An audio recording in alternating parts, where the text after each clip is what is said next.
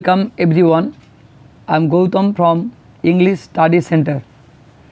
Today I want to present in front of the students of class 11 the first poem of class 11, and the name of the poem is Upon Westminster Bridge.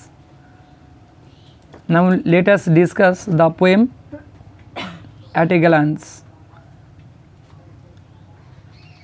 Type or genre of the poem: sonnet, Petrarchan sonnet or Italian sonnet. Source of the poem: the present poem Upon Westminster Bridge is taken from Birds of Passage, which was published in 1807. What is a sonnet? A sonnet is a poem of 14 lines with a particular rhyme scheme. It has two parts, octave and sestet. Octave is consists of 8 lines and sestet is consists of 6 lines.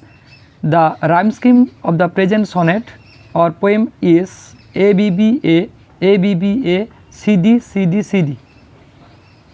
About the present poem: the poet had the experience of such a morning beauty of the city of London, the heart of England, on 31st July 1802, when he was crossing the Westminster Bridge in a horse-drawn carriage with his sister Dorothy between 5 o'clock to 6 o'clock. The poem was originally composed on 3rd September 1802. Now write the substance of the poem Upon Westminster Bridge. It was an early morning. The poet is crossing the Westminster Bridge over the river Thames. The sun is just rising up and the city London is bathed in its first light of the sun. The poet is deeply moved by the beauty of the scene. It appears or seems to him to be the loveliest sight. Nobody can ignore this unparalleled and splendid sight.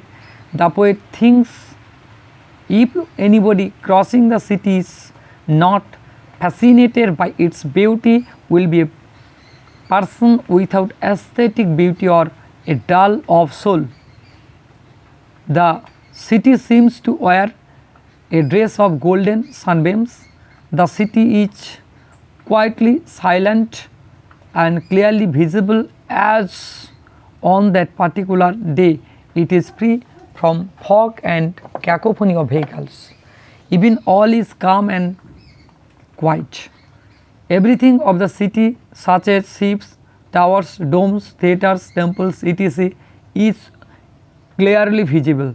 The river Thames flows freely. The very houses seem to be sleeping. London, the heart of England, remains calm and is lying still.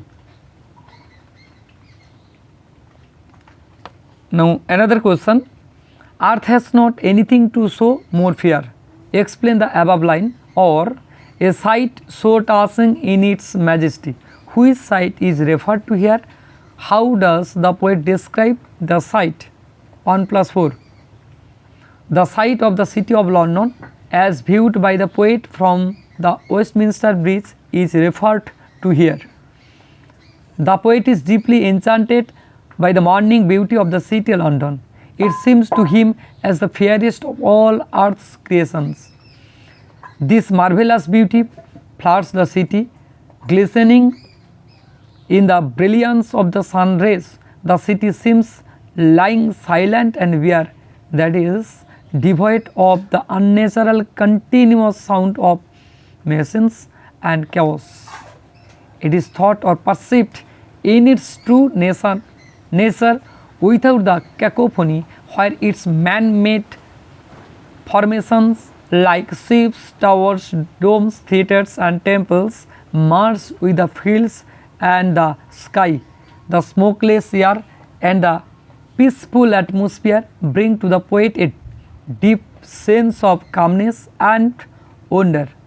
The river Thames also flows in his own sweet will. Thus the above line reflects the intensity of emotions that was triggered in the heart of the poet by the splendid sight. Thus This touching sight made the poet praise the beauty and be inspired. Another question, dull would he be of soul who could pass by? What is the source of the above line? Who would be a dull, or what do you mean by a dull? Why, according to the poet, would he be a dull of soul? The above quoted line is taken from William Wordsworth's poem Upon Westminster Bridge. A person who is devoid of normal human feelings and aesthetic or artistic sensibilities, that is not capable of recognizing and appreciating beauty, would be a dull. From the Westminster Bridge, the poet enjoyed the flooded beauty of an early morning sight of the city of London. The poet could not ignore the splendid sight, for a thing of beauty is a joy forever. Even a casual onlooker cannot overlook the scene. If there is only other person, it must be a man of aesthetic sensibilities. In fact, the person who avoids to enjoy the touching sight lacks sense of beauty, and then such a man is bound to be called dull. Thanking you.